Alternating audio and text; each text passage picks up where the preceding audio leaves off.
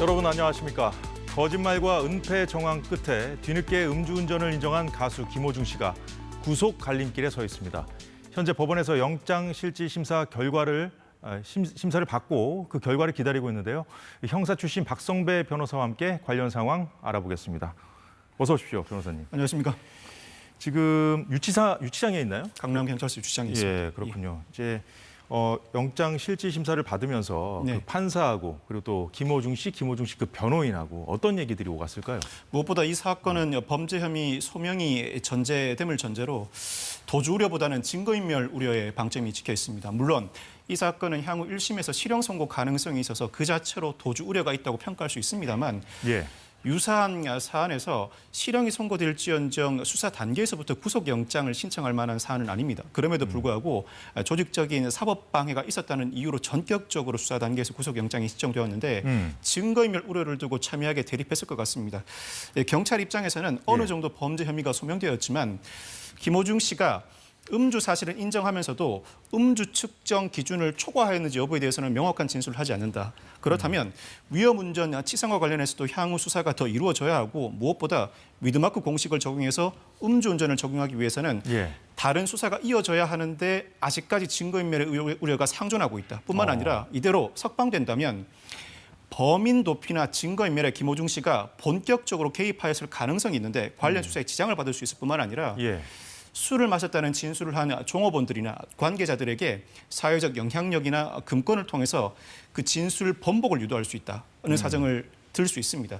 아마 오늘 영장실질심사 단계에서는 변호인은 사실관계를 인정했다는 수준을 넘어서서 더 진일보한 사실관계 인정을 했을 가능성도 있습니다. 즉 기존에는 술을 마셨다는 사실만 인정했다면 이번에는 음주운전이나 위험운전 치상에 이를 정도의 술을 마신 사실이 있다거나 범인 도피나 증거인멸에 일정 부분 개입한 사실이 있다는 취지로 관련 자백을 더 나아가서 함으로써 더 이상 증거인멸의 우려는 존재하지 않는다는 취지의 주장. 아울러서 무엇보다도 이 사건은 도주치상, 위험운전치상, 사람을 다치게 하는 범죄입니다.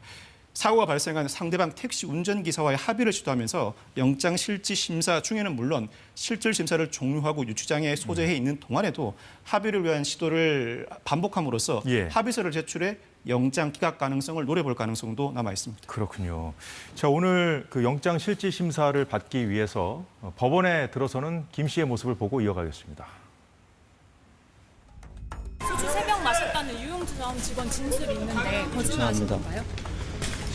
오늘 있는 신문을 잘 받겠습니다. 진심으로 죄송합니다. 사고 현장 직후에 떠나신 이유 뭔가요? 죄송합니다. 공연 강행 위해서 구속심사 연기 신청한 거 맞나요? 죄송합니다. 사실 말씀 없으신가요? 막내 직원에게 은폐시킨 거 맞나요? 네. 지난번에 경찰 조사를 마치고 경찰이 정문으로 나가라고 하자 너무 억울하다. 먹잇감이 된 기분이라고 말했다는 보도도 나왔는데 자, 오늘 사과도 진심이었는지 모르겠네요. 김호중 씨 사건도 담당 검사가 있지 않습니까? 네네. 그런데 보통 이제 영장실질심사에는 검사까지 나오는 경우는 드문 거로 알고 있는데 오늘은 검사가 직접 출석했죠? 검사가 자체 수사에서 구속영장을 청구한 사안에서도 검사가 영장실질심사에 거의 모습을 드러내지 않습니다. 그런데 그렇군요. 이 사안은 경찰이 수사에 구속영장을 신청한 사안인데 그럼에도 불구하고 검사가 직접 법정에 출석해서 의견서를 제출하고 의견을 개진했습니다. 그만큼 경찰뿐만 아니라 검찰도 이 사안을 상당히 중하게 보고 이 사건에서 구속영장이 기각된다면 여타 사건에도 큰 영향을 미칠 수밖에 없다고 판단한 것 같습니다. 아마 추정컨대는 압수수색 영장을 신청하는 상황에서 검사도 이 사건을 충분히 숙지하고 있고 경찰이 구속영장을 신청하기 전에도 충분한 협의가 이루어졌을 가능성이 높습니다. 구속영장을 신청하면 곧바로 구속영장을 청구하고 내가 직접 법정에 나가서 구속의 필요성을 일갈하겠다. 이 사건은 반드시 구속영장이 발부되어야 하는 사안이다라는 취지의 경찰과 검사 간의 사전 상의가 있었을 가능성이 상당히 높습니다. 그렇군요. 그만큼 검찰이 이 사건을 좀 중하게 보고 있다는 그런 말씀이시죠? 우리나라는 일반 사법방해죄가 규정되어 있지 않습니다. 범인 도피, 증거인멸, 위증, 무고 등 개별적인 사법방해 행위 처벌하는 규정을 두고 있습니다만 일반적인 사법방해 행위를 처벌하는 규정을 두고 있지 않다 보니 이 사안에서만큼은 구속영장이 발부되어야 그와 같은 사법방해 행위는 더 이상 발생하지 않는다는 판단을 하는 것입니다. 그렇군요. 자, 김호중 씨가 어제도 공연을 했고요. 원래 오늘도 공연을 하려고 했어요. 그래서 이제 법원에 구속영장 심사를 좀 연기해달라 이렇게 요청을 했는데 법원도 이걸 기각을 했더라고요. 예, 예. 법원도 좀 심각하게 보고 있는 걸까요? 왜 그랬을까요? 예. 이 사안은 구속영장 실질심사 기일을 연기할 만한 사안이 아닙니다. 영장 실질심사 기일은 일반 재판 기일보다 연기 요건이 더 까다롭습니다. 물리적으로 출석이 불가능할 정도여야 합니다. 즉 입원해 있는 상태라 당사자가 걸어서 법정에 나오지 못할 정도여야 하는데 자신의 업무를 위해서 영장 실질심사를 연기한다. 아마 김호중 씨 측 변호인도 이 사실을 알고 있음에도 불구하고 연기 신청을 해보았다는 건 네. 되든 안 되든 일단 연기 신청을 해볼 필요가 있다. 당사자의 의지가 상당히 강하게 반영된 것 같습니다. 자, 그런데 이제 경찰 조사를 받았을 때 당시에 상황이 어땠는지에 대한 보도도 좀 이어지고 있어요. 네네. 이제 뒤늦게 이어지고 있는데 김호중 씨가 경찰서에 좀 비협조적이었다 이런 얘기가 나오던데요. 휴대전화와 관련된 이미 제출도 거부하고 비밀번호도 제공하지 않았다고 합니다. 이미 제출을 거부한 이후에 경찰이 압수수색을 통해서 김호중 씨가 사용하던 휴대전화 3대를 확보했는데 모두 아이폰 기종이었다고 합니다. 비밀번호를 풀어야 디지털 포렌식을 진행할 수 있는데 결국 김호중 씨가 비밀번호 제공을 거부했다고 합니다. 아마 비밀번호 제공을 거부한 이상 블랙박스 외에도 휴대전화에서 이 사건 직후에 김호중 씨가 관련자들과 나눈 대화 내용을 확보하지 못하다 보니 일부 수사에 장애가 발생했겠죠. 이 사정을 오늘 법정에서 증거인멸의 우려 정황으로 상당히 강력하게 내세웠을 가능성이 높습니다. 그렇군요. 예. 자, 그렇다면은 구속 가능성은 좀 어느 정도로 보고 계십니까? 좀 조심스럽습니다만. 현재 이 상황이 그대로 이어진다면 영장 발부 가능성이 높습니다. 적어도 김호중 씨에게는 구속 영장 발부 가능성이 높고 소속사 대표나 본부장은 사안에 따라서 구속영장이 기각될 가능성이 더 높아 보이긴 합니다.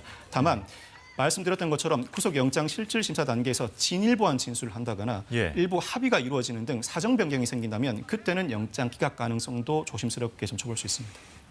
자, 만약에 경찰이 이제 김호중 씨의 뭐 신병을 확보하게 된다면 앞으로는 어떤 수사에 집중하게 될까요?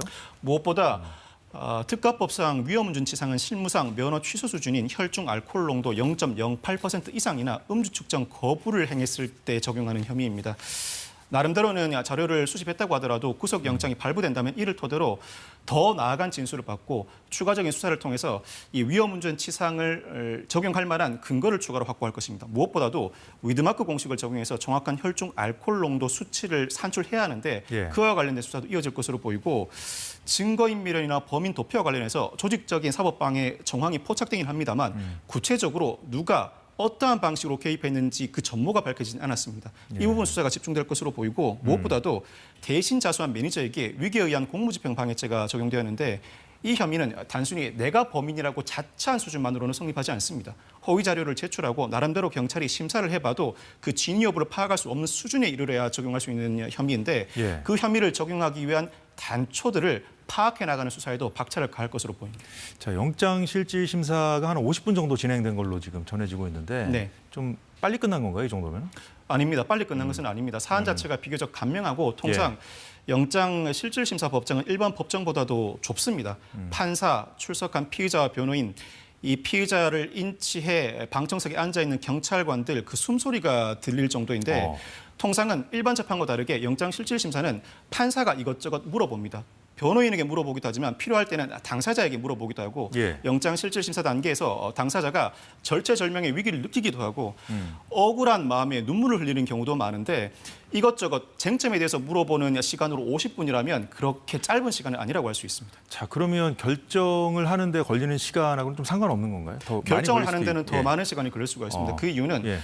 경찰이 그동안 수사하면서 쌓아온 기록을 충분히 검토해야 할 시간이 필요합니다. 판사 입장에서는 구속영장 범죄 사실에 삽입한 혐의가 충분히 인정되는가를 예. 검토해 보아야 하고 관련된 증거인멸의 우려를 판단할 만한 단초도 발견해야 할 시간이 필요합니다. 물론 오전에는 이 사건 외에도 다른 사건 구속영장 실질심사도 이루어졌을 것이므로 예. 관련 사건에 대해서 각각 개별적인 판단을 하는 데는 다소 시간이 걸릴 것 같습니다. 어쨌거나 곧 나오겠네요, 그죠? 그렇습니다. 예.